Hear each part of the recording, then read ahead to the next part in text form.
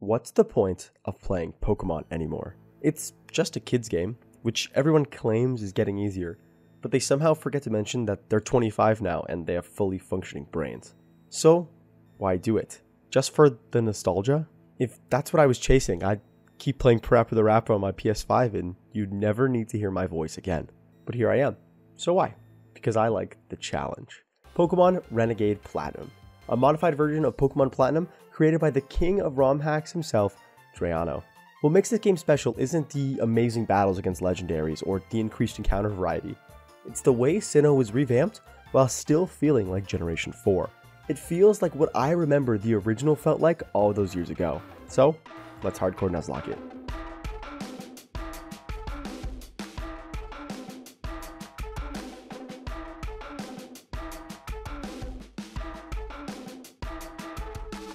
Chapter 1. In the Hands of Fate.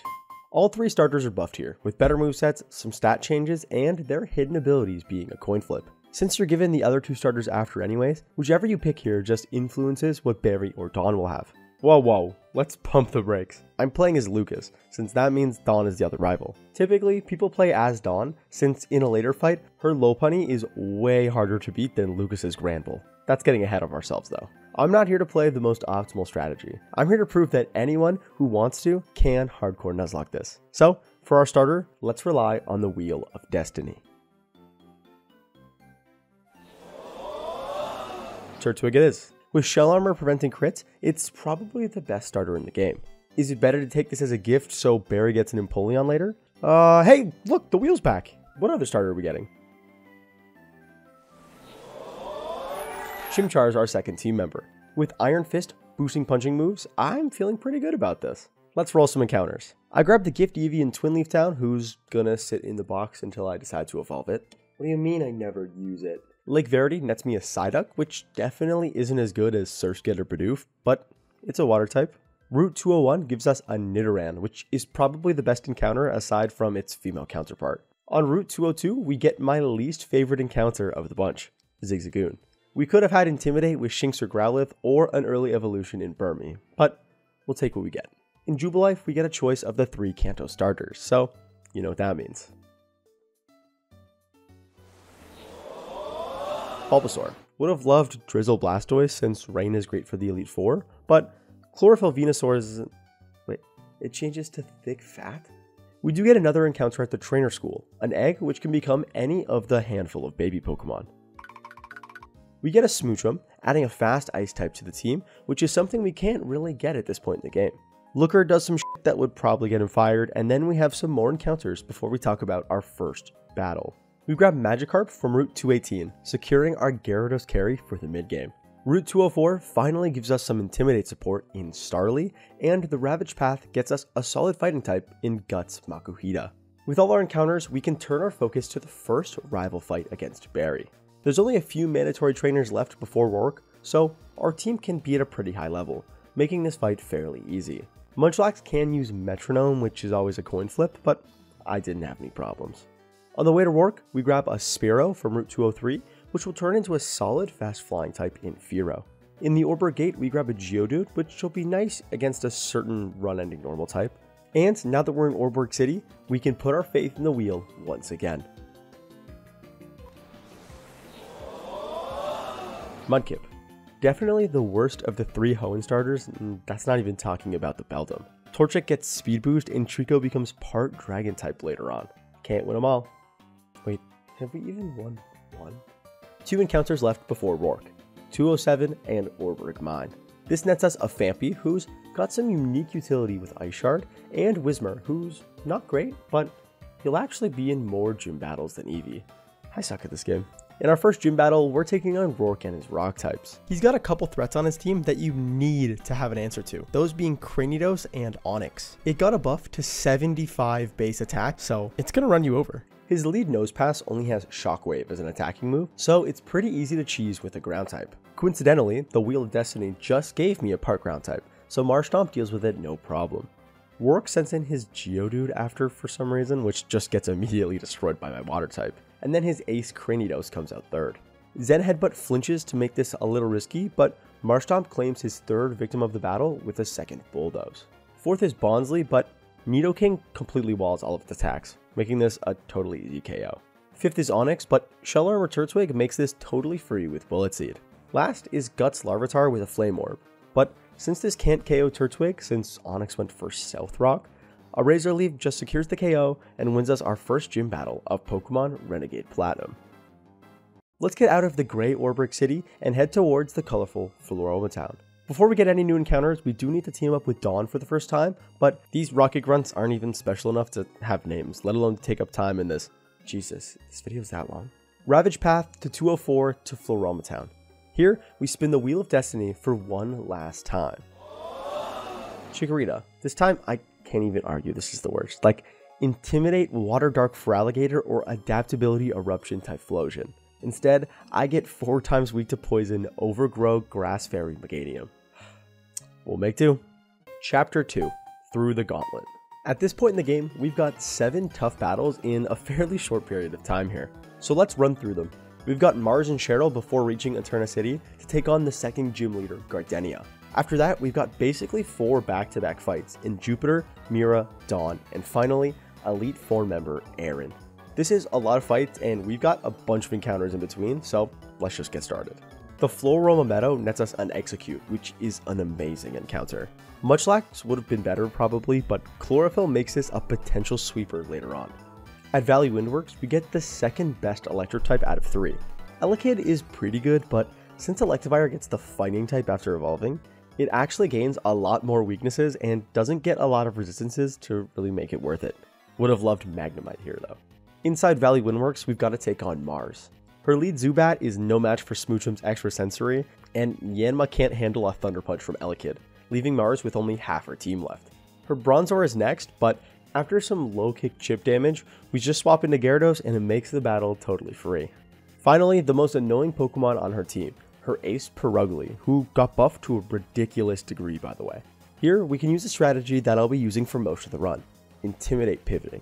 I swap between Gyarados to lower attack with Intimidate, and then swap into Grottle with Shell Armor, so you can't get crit. Once Perugly is -3, I swap to Makuhita for some chip, but a crit just ends the fight right there. That's our first of the gauntlet down, but there's plenty more where that came from. Route 205 gets us the worst Electric type from Valley Windworks in Pachirisu. It gets some buffs, but not enough to make it a consistent team member. It'll get some niche use later on though. After dodging some trainers, we enter Eterna Forest and meet Cheryl, who instantly challenges us to a battle. Her Drifloon gets absolutely destroyed by Elekid before it can even move, and her ace Chansey goes down to a few low kicks right after that, giving Elekid 2 KOs in like 2 minutes. He's not quite done, since Wailmer just comes in next, just to get one shot by a Thunder Punch. That's 3 for Elekid and 1 left for Cheryl. Makuhita is last, but it can't really hurt Gyarados, so that's a free one shot with Bounce. Part 2 of the gauntlet is finished, and next stop is Gardenia. We rappel through the forest, finishing our COD escort mission, and now we get a couple more encounters. Shroomish in the Eterna Forest is pretty good, especially having Poison Heal, but normal fighting Venery probably would still be better. Inside the old chateau, we find a Duskull. I might have a tattoo of this guy, but this is definitely the worst encounter here. There's a Gengar and Rotom that I didn't get on purpose, but I still would have taken a Ghastly. Eterna City, home of the second gym. Knock knock, who's there? Not Gardenia, apparently. We've got to go get her, a new quest added in Renegade Platinum. Since we've got to travel a little, it's time for a bunch of encounters. Fishing in Eterna City gets us a Poliwag, but since it has Damp instead of Water Absorb, it won't get Drizzle if it becomes a Politoed, making it basically useless. Route 211 nets us a Swablu, which gets the Fairy type once it evolves. Pretty solid encounter. Inside Mount Coronet, a Nosepass joins the team. Solid physical wall with good defense typing and pretty good coverage. The only thing I can complain about is that it wasn't a Beldum. The snowy Route 216 gets us a Swinub instead of a Snover, surprisingly. Still not great because, you know, Ice type, but I'll take it. Gardenia is back, so it's time for battle number 3 of our early game gauntlet against her and her Grass types. Her lead Blossom wants to use Stun Spore into Ivysaur, but it just missed. I had a held Cherry Berry, but whatever. An EXP share on Fearow lets him level up to 27 after the KO. Gardenia's ace Roserade is second, which has crazy stats for this part of the game. It doesn't matter though, since at level 27 now, a pre-poison Fearow can outspeed and get the KO with a boosted Facade. Third is Breloom, but its moveset lets Nidoking completely wall it, so that's another free KO. Fourth is Grottle. I tried to stall it with Bayleaf, but I underestimated how much damage we'd actually do, so I lost our first Pokemon of the run to a critical hit Seed Bomb. Not the worst loss in the world, but a loss is a loss.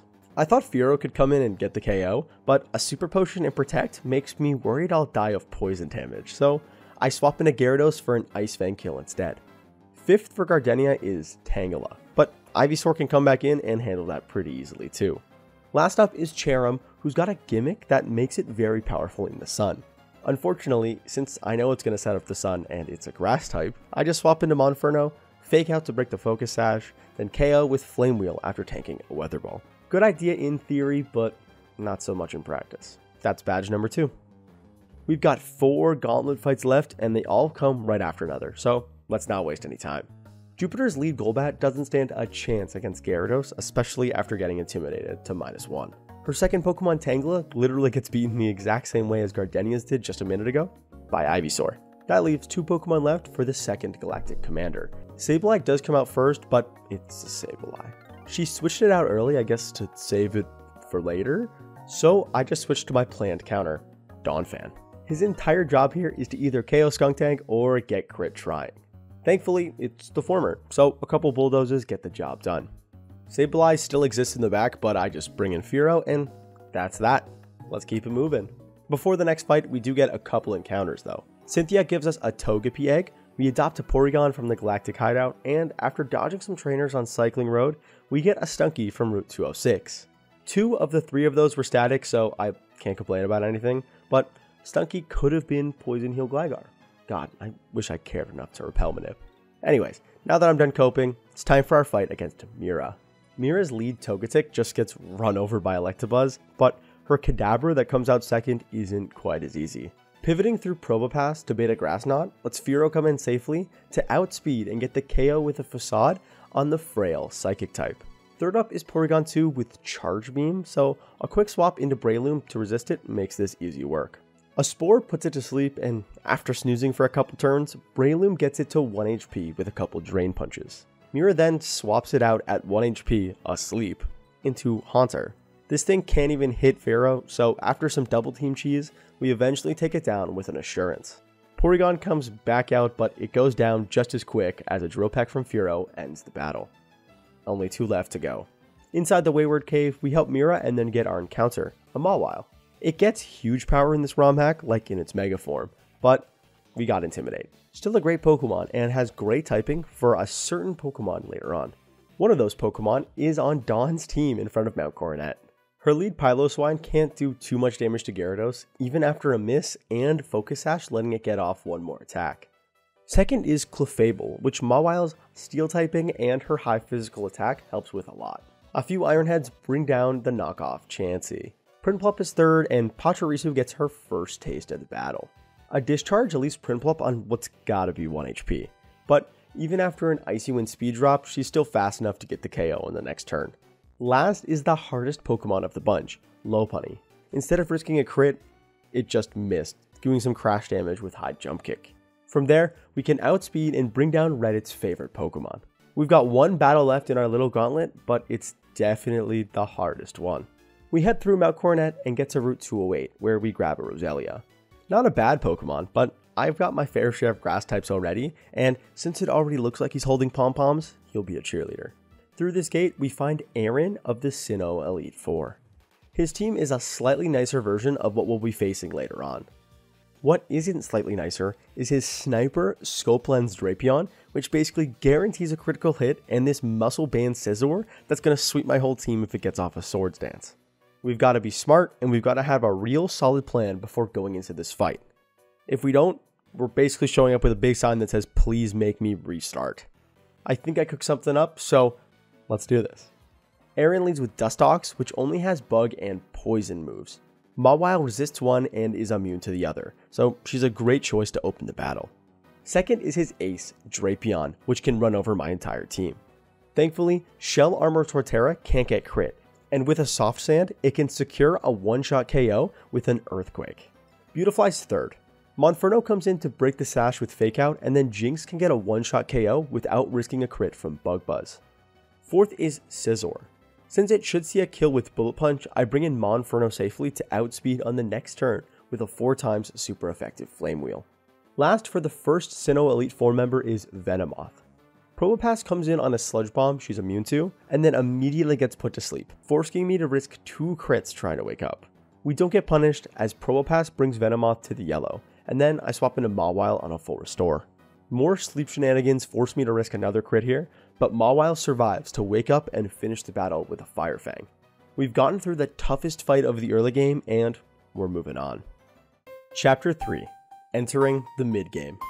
Hearthome City, the place where we save a baby, ruin our mom's vacation, and go for a stroll with our very cute grass dinosaur. Well, I think he's cute, don't you? Anyways, Fantina. There's a popular strat that I think Drew came up with about captivating Fantina's lead Drifblim and baton passing, but we're not going to do that. Jinx is just going to outspeed and KO with a super effective Ice Beam. Second is Dusclops, but it's just a stall machine with Pain Split and Will-O-Wisp. Pivoting through Loudred lets Togekiss come in on a Protect. He encores Dusclops into that, doing some damage till Fantina swaps out into Gengar. I swap Probopass in on the Sludge Bomb that she's immune to, and then get off a Thunder Wave before swapping into Loudred and then into Jinx, who can get a KO with extra Sensory. Dusclops comes back in, but we do the same pivot into Encore, and Fantina doesn't swap this time, so Dusclops eventually goes down. Fourth is Mismagius, who's now got the part Fairy type. I bring in Probopass to get off another Thunder Wave, and then pivot through Loudred to get Mawile in on a Dazzling Gleam. After tanking a critical hit, an Ironhead can one-shot Fantina's ace Pokemon. Fifth up is Bonnet. Pivoting through Loudred again brings in Skuntank on a Will-O-Wisp, but the burn is cured right away by a Rostberry. A couple of Night Slashes plus a Will-O-Wisp miss brings down Pokemon number 5 of the battle. Fantina's final Pokemon is Spiritomb. I go through Loudred one last time, and he gets crit by a Dark Pulse to literally 1 HP. Togekiss comes in and finishes the job with a super effective Moonblast. That's gym number 3 down, and we're off to the mid-game.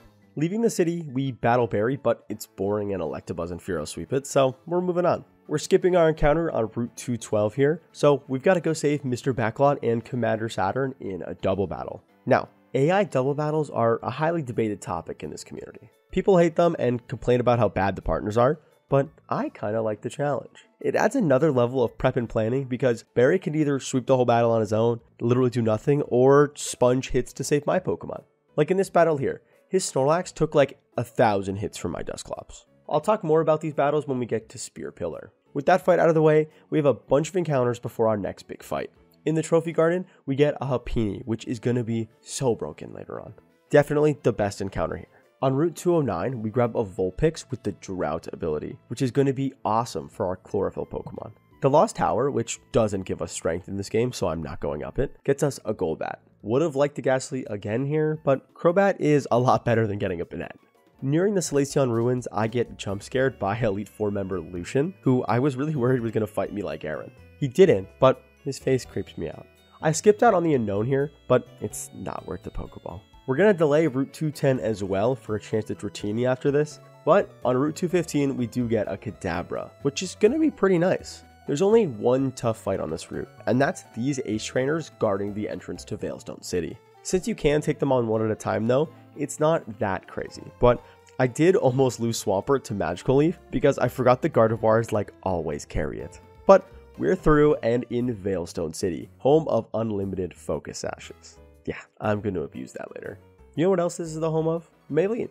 Maylene's lead Medicham with Pure Power is pretty good, but Fearow is fast and strong enough to get a one-shot with Drill Peck. Machamp is second, but since I have a 4x resistance to fighting moves with Togekiss, all I do is bring him in and get a quick one-shot with Moonblast. Third up is Toxicroak, who wants to use Poison Jab, but I conveniently have a Steel type who's immune. Mawile can clean up Toxicroak no problem, using a couple of Play Roughs.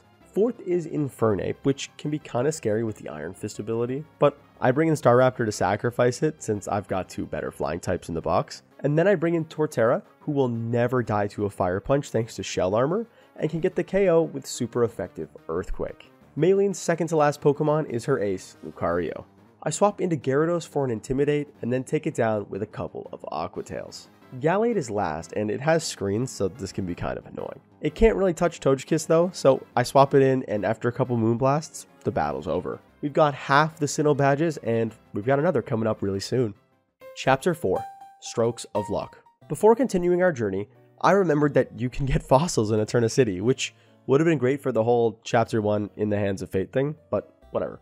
The Wheel of Destiny comes out one last time and rolls us an Armaldo. Not as good as Rockhead Aerodactyl, but I'll never complain about battle armor.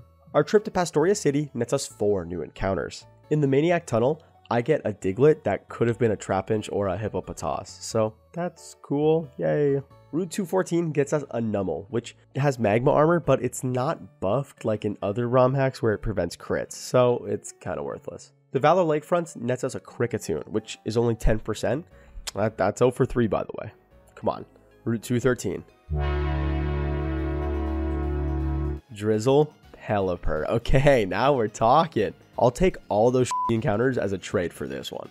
Pastoria City, home of the Move Relearner and a free Lapras. We listen to this lady's story and boom, we get a... Is that full odds shiny? With shell armor? Let's keep it rolling. The Great Marsh gives us a Skorupi, but we can't get 3 back-to-back good encounters, so he's Sniper instead of Battle Armor. Route 212 nets us a Krogunk, which isn't that great, but it has some pretty solid coverage options. What the f... Barry? You scared me. I thought this was going to be a tough fight. Listen, I forgot he had a Focus Sash. Sue me. I was trying to play it for the Wake fight, because it's going to be so tough. Speaking of, it's got Permanent Rain, a Focus Sash, Speed Boost Torpedo, and a Life Orb Floatzel. I think I've got a plan though. Ninetales gets rid of the Rain with Drought, and then I swap in Exeggutor, who can't learn Solar Beam, but Execute can.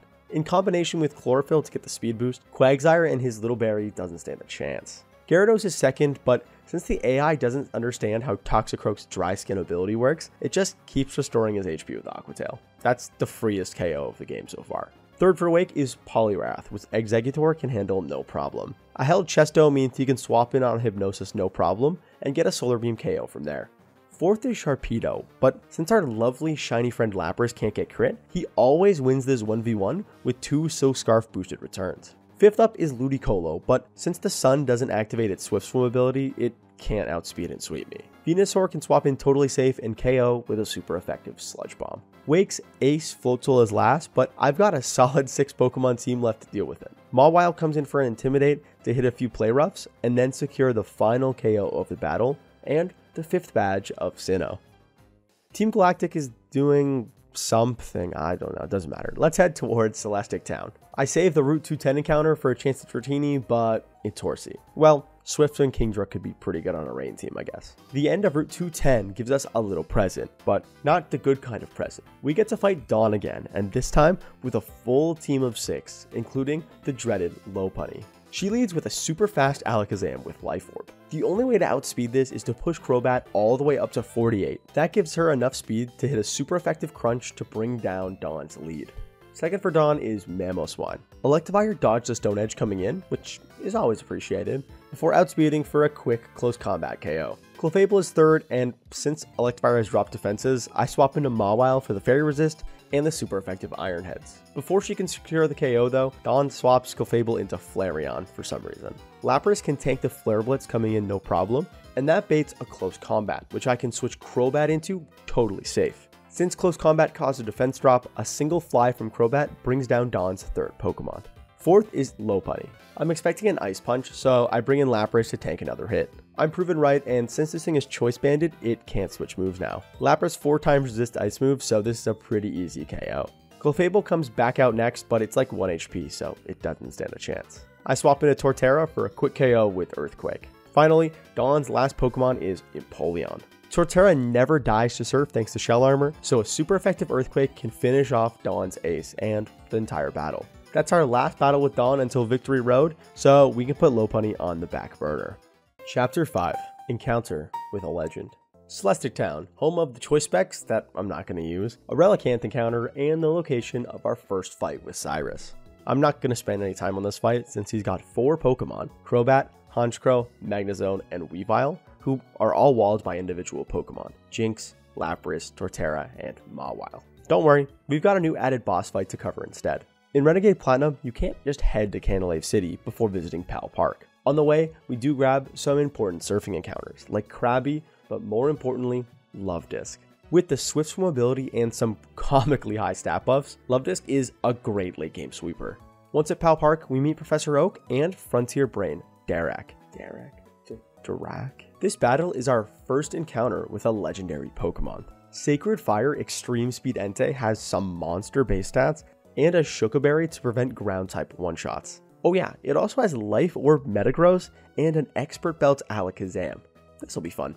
Darak's lead Gallade isn't one of his difficult Pokemons. Crobat is already pushed towards the level cap, and since I won't need him for Byron, it's not a big deal. Second up is Alakazam. I swap over to Skuntank for his first appearance in a while, who's immune to Stab Psychic. A crit Focus Blast here would have KO'd, but I gambled on the 25% chance to miss and the 6.25% chance to get a crit. Metagross comes out third. I swapped to Torterra on an Earthquake, who can survive every roll of Meteor Mash, but it missed anyways. That actually caused Torterra to miss the range, since the extra 10% HP drop from Life Orb was required. Derek swapped out Metagross into Staraptor, who's immune to the incoming Earthquake. I bring in Donphan on a Brave Bird, who has a chance to survive another if Staraptor low rolls. Ice Shard connects for some chip that we need, but Donphan doesn't get the roll. Thank you for your sacrifice. Alakazam comes in and finishes off Darak's third Pokemon of the fight. Legendary Pokemon Entei comes out fourth, and even though it seems scary, it can't really beat Swampert. A few Aqua Tails bring down Johto's legendary dog, and leave Swampert at around a third. 1 HP Metagross comes back out next, and I gotta figure out a plan for this. I pivot through Skuntank to bait an Earthquake, which I swap Torterra back in on. Since Meteor Mash missed earlier, Meteor Mash still never rolls enough damage to get a KO here. This lets Torterra get the KO on Derek's second last Pokemon. Last up for the Battle Frontier Brain is Empoleon. Swampert can tank an Ice Beam and then outspeed on the next turn to hit a super effective Earthquake for the one-shot KO. We survived our run-in with a legendary Pokemon, only losing one team member in the process. Let's head to Canalave. Before that, let's grab an encounter first. At Fuego Ironworks, we finally get our Magnemite. This is the best encounter by far, and it's going to be a staple for the rest of the run. We give the guard some tea and arrive in Canalave. Barry comes back, but I remember that Breloom has a Focus Sash, so no one dies. Look at me, I'm learning. Time for Byron? No! We've got to go meet Riley at Iron Island, and not just to say hi, for a fight. Can't be that bad, right? Oh, Power Herb Salamence, a Flame Orb Guts Ursaring, and an Adaptability Lucario. Cool. I literally just fought an Entei, by the way. All gas, no brakes, huh? Riley's lead Absol isn't too hard to deal with. Electivire can outspeed and get a one-shot with close combat. Second up is Metagross, which I'm really tired of dealing with at this point. I swap to Gyarados to dodge an Earthquake to get off an Intimidate, and then fire off 2 Earthquakes of my own for the KO. Third up is Guts Ursaring. I swap back into Electivire on a failed Protect, and then hit a super effective close combat to quickly get rid of that threat.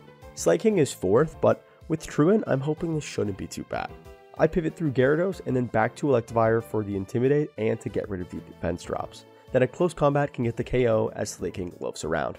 Fifth up is Adaptability Lucario. I swap into Ninetales on the resisted high jump kick, but it looks like I actually risked a crit here. From here, a super effective Flamethrower secures an easy KO. Last for Riley is the Power Herb Salamence. It's becoming a theme at this point, but Lapras can just win this 1v1 because it doesn't have to risk a crit. 2 flies bring Lapras down to below half before Berry, then a single Ice Beam brings down Salamence. We beat Riley and we're finally getting a little break. We go through Iron Island, grab a Lairon, which is probably the best encounter left, and then go back to Canalave to fight Byron. Wait, I thought you said there was a break. Yeah, this is a break. Byron leads with Bronzong that lets us set up screens. Conveniently, after using a taunt to prevent status moves, it can't do anything. Did I misclick taunt a second time? Don't worry about it. A couple of Fire Punches bring down Byron's lead Pokemon. Second is Steelix, so I swap into Pelipper on an Earthquake and get the Rain up. Surf gets the KO thanks to the Rain boost, and Byron's third Pokemon Magnezone comes out next. It wants to hit a Thunderbolt here, but Swampert said no. An Earthquake gets a clean KO on the next turn. Fortress is fourth, and even though it is 4 times weak to fire, Swampert can still just stay in and get the KO with a couple Earthquakes. Fifth is Aggron, but as one of the few Pokemon with 2 4 times weaknesses, an Earthquake knocks it down to Focus Sash at 1 HP, before Swampert gets his third KO of the battle. Last up for Byron is his ace, Bastiodon. Guess what type it is? Oh, the same as Aggron, so it's still 4 times weak to ground moves? Yeah, that's an easy one-shot. That ends our 6th gym battle of the run, and honestly, I think I deserve the easy one at this point. Chapter 6. Did Pokemon add terrorism to this game? I'm kidding, that's not the actual title. Chapter 6, Journey to the Top. We head to the library after the gym, and are there terror attacks in my children's video game? Did 9/11 canonically happen here?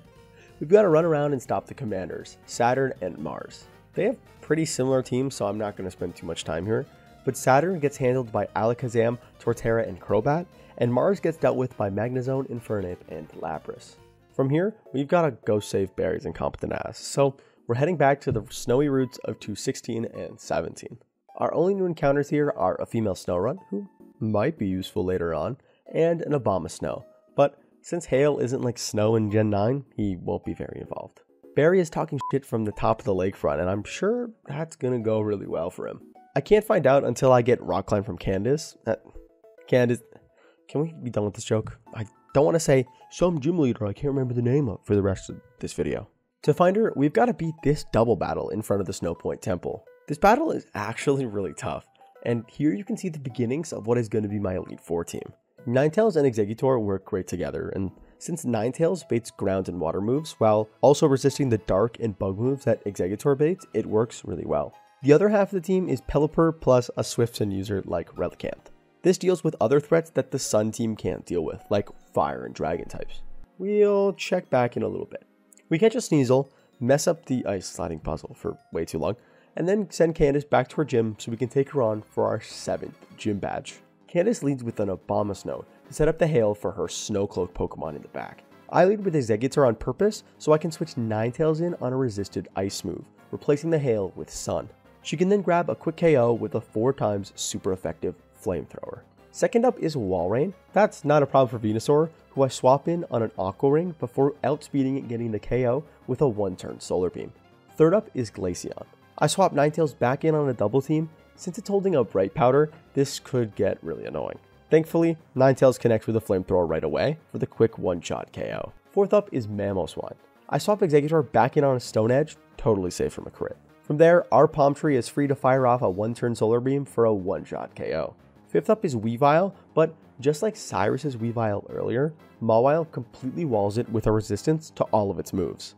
A Focus Sash means it does hang on with 1 HP, but an Icicle Crash doesn't get the flinch on the next turn, so Mawile finishes the job. Candace's last Pokemon is her ace, Frostlass.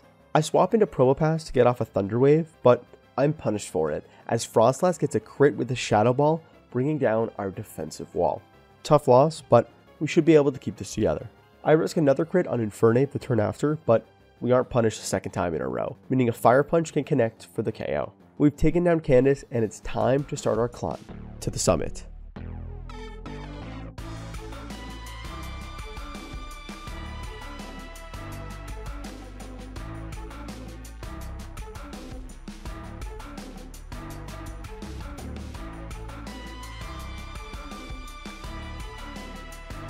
To save the world and protect those that we care about, we've got to put all our hopes, all our dreams into Barry?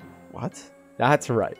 I'm playing support for this fight. Trying to plan a 12v12 double battle with an AI partner is more than my little Filmstoon brain can handle. So I came up with a different strategy. Bring Blissey and Dusclops, which are supportive defensive Pokemon, and then fill the rest of my team with other solid defensive Pokemon that can probably grab a KO or two. So I brought my Shell Armor duo of Torterra and Lapras, and my Intimidate duo of Mawile and Gyarados. This shouldn't allow me to pivot around a little bit while also supporting Barry. Let's do this. I know this isn't a good time, but if you're enjoying the video, why not like and subscribe? It really helps me out, and it lets me know that I'm not the disappointment to my family that everyone says I am. Jupiter and Mars both lead Crobat, and the tag team of me and Barry lead with Gyarados and Staraptor. I swap into Mawile for a second Intimidate, and then into Dusclops to start our supportive strategy, as Staraptor trades 1-for-1 into Mars' Crobat.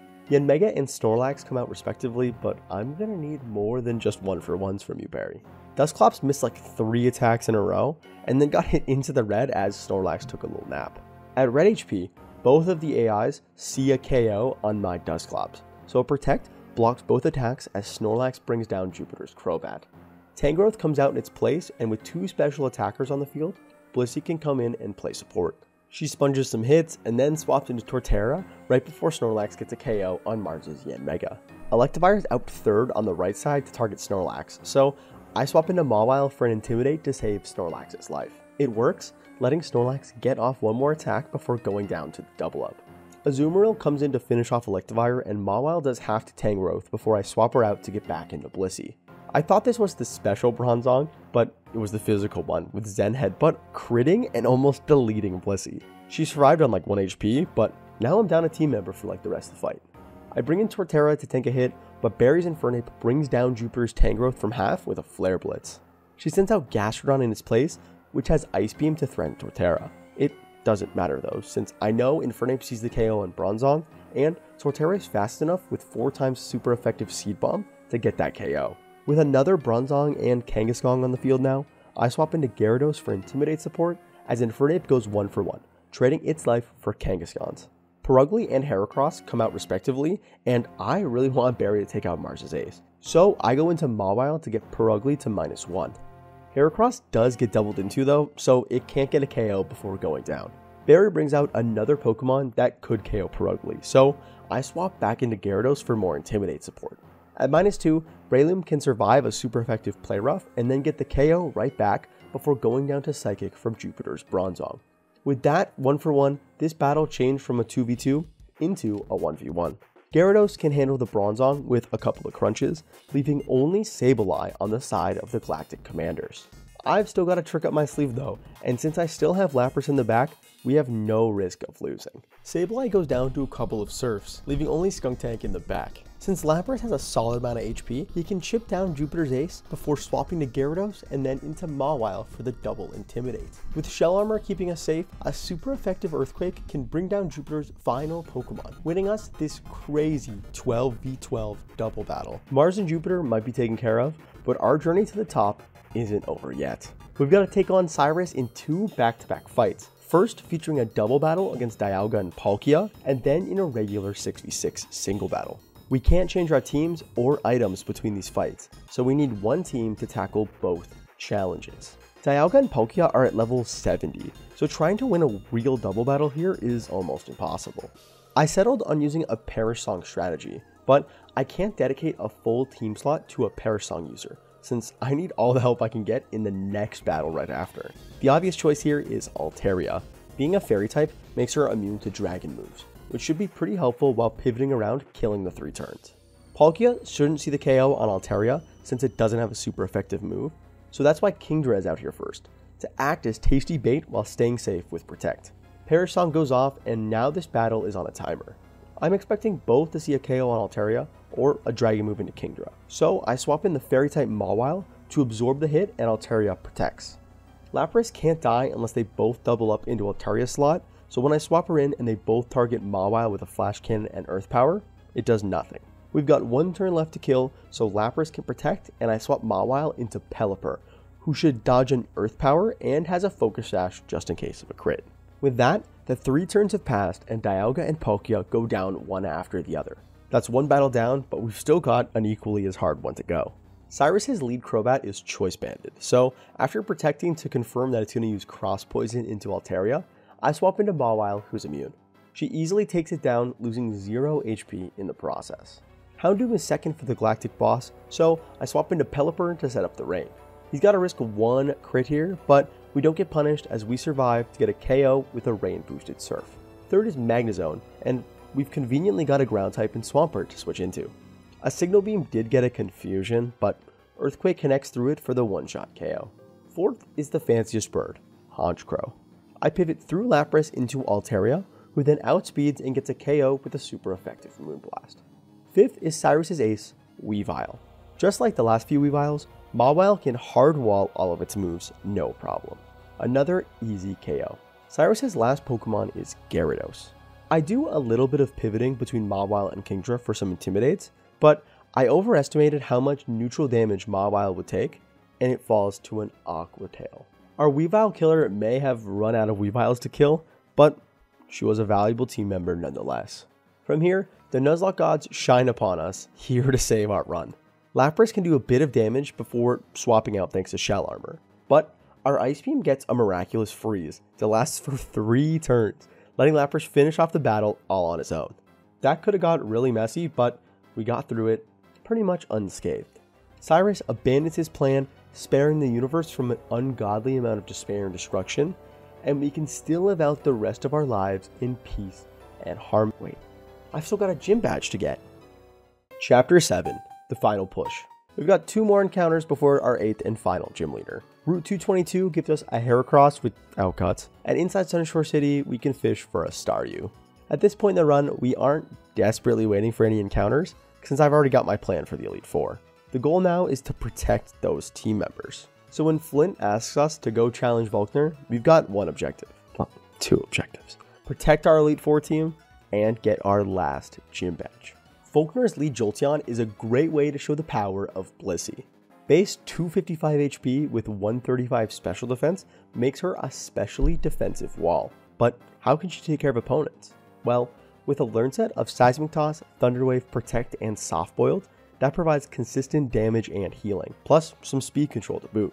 This recipe for stalling takes care of 90% of special attacking threats in the game, and Jolteon's included in that. That's 1 down, but Electivire comes out second, and that's a physical attacker. I pivot through Gyarados to bait a Wild Charge, and then into Torterra, who's immune. From there, Torterra never dies to an Ice Punch thanks to Shell Armor, so an Earthquake gets an easy one-shot KO. Third is Rotom Heat, with the unique Electric Fire type combo. But since he's a special attacker, you know what that means. Blissey Gaming. Fourth is Raichu, and this is one of the cases where Blissey actually can't handle a special attacker. Focus Blast is super effective and does solid damage even through all the bulk. Instead, I go to Venusaur, who resists every single one of Raichu's moves and brings it down with a couple of Sludge Bombs. Fifth for Sunnyshore's leader is his ace, Luxray.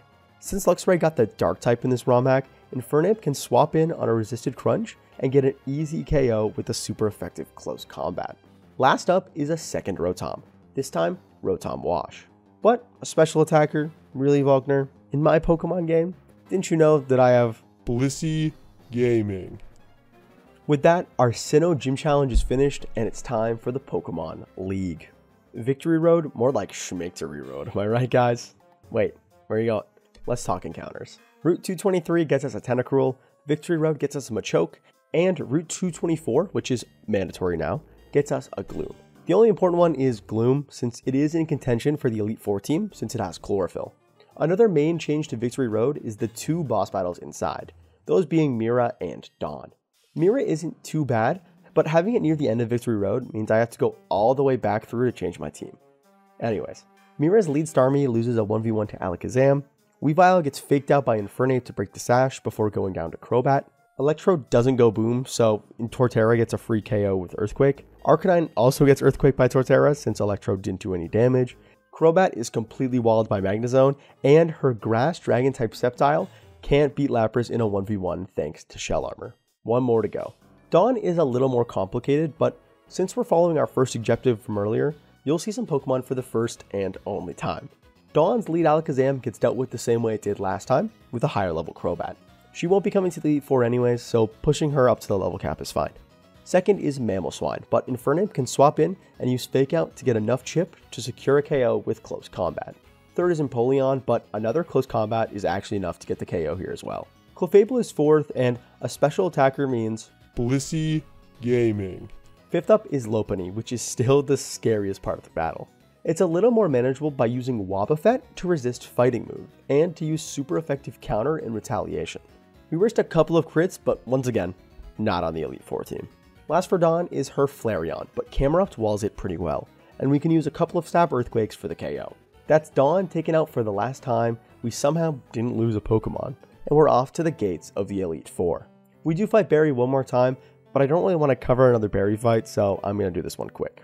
Barry's lead Staraptor has a Choice Band, so by leading Magnezone, we can bait it into close combat, which doesn't affect Dusclops. Now that the AI is locked in, that's a free KO. Infernape is second, but Altaria does really well here, taking a couple Stone Edges before getting the KO with a couple of Moonblasts. Third is Azumarill, but since you can already see that Magnezone is on the team, I'm sure you can guess how that one goes. Fourth is Heracross, so Crobat swaps in on a 4x resisted close combat before getting the KO with a Fly. Fifth is Snorlax, which is a little sketchy because it likes to spam Curse, but Hariyama makes a reappearance to get a KO with close combat. Finally, the last Pokemon on Barry's team is his Breloom. This thing already took out one of my Pokemon, so after putting Crobat to sleep, it almost takes down Altaria too.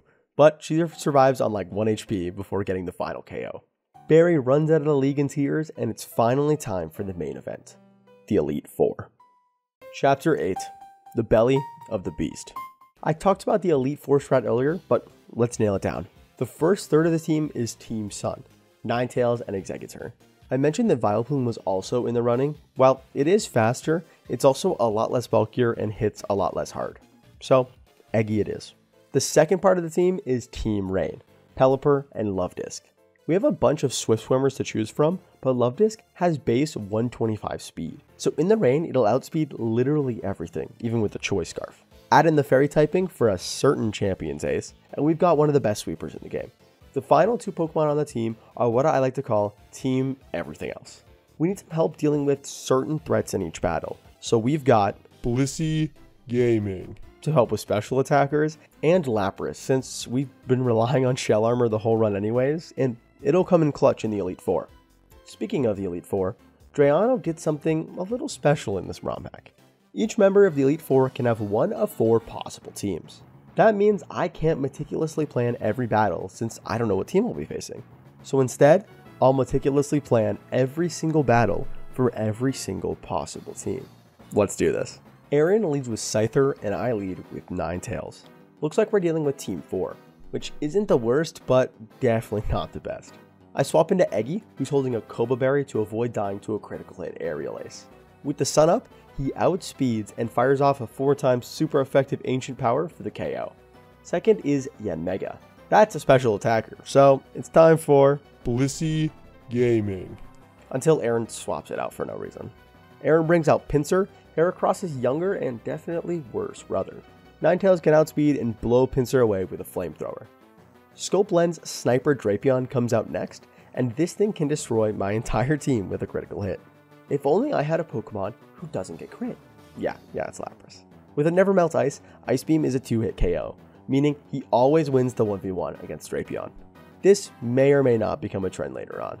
Fourth for Aaron is Yanmega again, but it's a special attacker, so you know what that means. It's time for Blissey Gaming. Scizor comes out 5th. I swap into Pelipper, who has a Focus Sash in case of a crit, to guarantee it doesn't go for a Steel move into my Fairy type Ninetales when I swap her in. It works, so when Ninetales comes in on a Bug Bite, then she can outspeed and get the KO with a 4x super effective Flamethrower. Last for this first Elite Four battle is Flygon, who's Bug Dragon in this game. Flygon is, you guessed it, a special attacker. Cue it. Blissey Gaming. With that, Flygon goes down and we're one step closer to the title of champion. Our battle against Bertha is the one battle where we won't know what team we're up against right away. She leads with a Tyranitar, so we're looking at either Team 3 or Team 4. I actually like these teams more than the Hippowdon ones, since Stealth Rocks is a little annoying. I pivot through Pelipper on a Crunch and then into Luvdisc to get our Swift Swim Sweeper set up.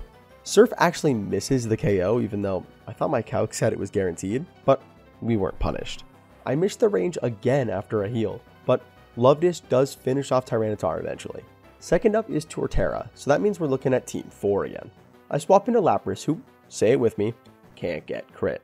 This means Lapras always wins this 1v1, and can get a KO with a 4x super effective Ice Beam. Third is Bertha's ace, Rhyperior. Since it's 4x weak to water and it's raining, Lapras can outspeed and get an easy KO with a super effective Surf. Fourth up is Dugtrio, and now we've got a real problem. Arena Trap is locking Lapras into the field, and a super effective rock move has the chance to KO. A Stone Edge connects, but Lapras holds with 8 HP before getting a KO with Surf. Jesus Christ. Fifth for Bertha is Mamoswine. I pivot through Ninetales for the Sun and then into Eggy on a resisted Earthquake. From there, a 1-turn Solar Beam secures an easy KO. Last up is Quagsire, but since it's got a 4x weakness to grass and it's staring down Sun Boosted Eggy, it doesn't go very well. That's Quagsire and Bertha down, with only 2 left to go. Flint's Fire type team can either be really easy to sweep or a really tricky fight to navigate. His lead Rapidash means we're taking on Team 2, which isn't the easy sweep Team 1 would have been, but it's not as tough as the Torkoal on Team 4. I swap in Luvdisc, who survives on 1 HP thanks to a held Focus Sash. Luvdisc outspeeds and KOs with a rain boosted super effective Surf. Second is Infernape. Luvdisc is totally safe to stay in and get another KO.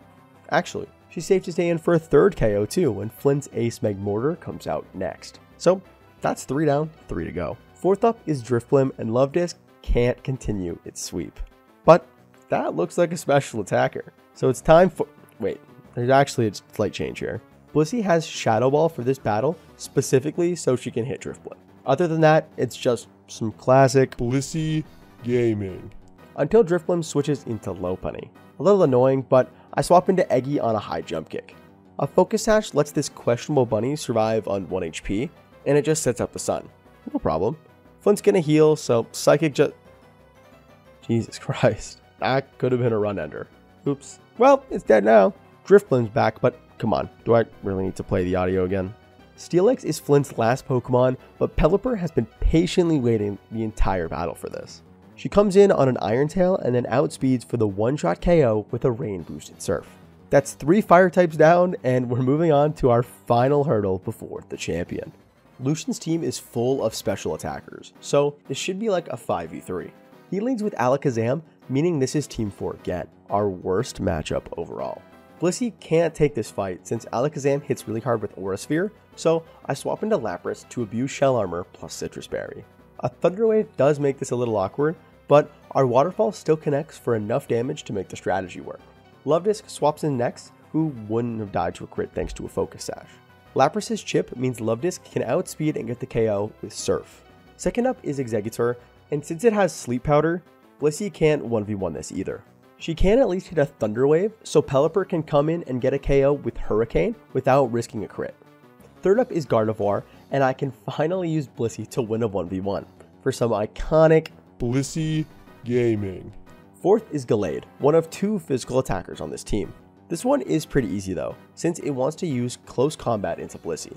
I pivot through Ninetales to get the sun up, and then into Exeggutor on a resisted Psycho Cut. With the combination of the defense drop from close combat, the sun being up, and a held Life Orb, Exeggutor can actually secure a guaranteed one-shot KO here. Fifth is Starmie, which seems like it should be easy because I have a grass type on the field, but a fast Ice Beam destroys Eggy. So my only choice left is Blissey Gaming. Lucian's final Pokemon on this team is Metagross. Metagross has killed Pokemon in my Omega Ruby run and in my Ultra Moon run, so I've got a little grudge against this Pokemon. What makes it even worse is that it's going to take another one of my team members down here. I need Ninetales in safe, so my only choice is to sacrifice one team member that I can live without, Lapras. Our shiny Shell Armor Abuser has been great for 1v1s and for pivoting in this Elite Four. Thank you for your sacrifice. From here, Ninetales can swap in and secure the KO with a sun-boosted, charcoal-boosted, super effective Flamethrower. You win again, Metagross. Chapter 9, the final showdown. We're face to face with our final challenge, one last battle to overcome, Cynthia. She leads with a Togekiss, meaning we're taking on Team 3. Not the absolute worst, but not the best. I lead with Ninetales, but immediately swap to Blissey. She's got Brick Break for this battle, specifically to break screens while stalling. After some Blissey Gaming, Lucario comes out second. That was our final Blissey Gaming of the run. So Blissey needs to make the ultimate sacrifice here. The hero of this run. I salute you. I bring in Ninetales, and this is a big moment. We're actually speed tied here, so if we lose a coin flip, we've got to risk a crit. But Ninetales clutches up in the final battle, outspeeding and getting a KO with Flamethrower.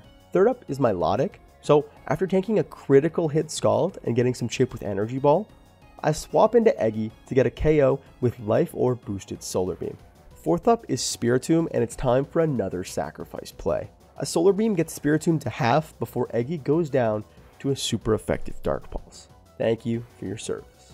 I bring in Luvdisc, who can now outspeed and KO with a Moonblast. Fifth is Glaceon, which only sees a kill with Earth Power here. That's a free pivot into Pelipper. Since Glaceon's held choice specs lock it in, this is the easiest KO of the battle. A couple Hurricanes bring down Glaceon, with Pelipper still at full HP. Cynthia's final Pokemon comes out, Garchomp. It sets up a Swords Dance as a Surf from Pelipper does over half. Cynthia's fatal mistake was not considering the item that Pelipper's holding, a Focus Sash. So a Surf gets the oh, low roll. Awkward. I built this up and everything. Well, at least a Surf on the full restore turn gets the chip damage we need to win the battle. Rest easy, Pelipper. In the rain, Luvdisc has 452 effective speed, so she can outspeed Cynthia's ace and secure the KO with a super effective Moonblast.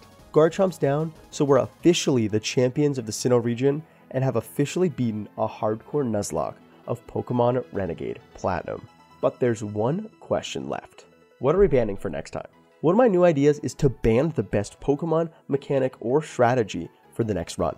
So for this video, you can vote between either Blissey Gaming, Sun, or Rain. Let me know in the comments and I'll total them up for next time. But with that being said, guys, thanks so much for watching this one. I've been gone for a bit, and while this isn't the exact content I have in mind, I want to release something while I polish it.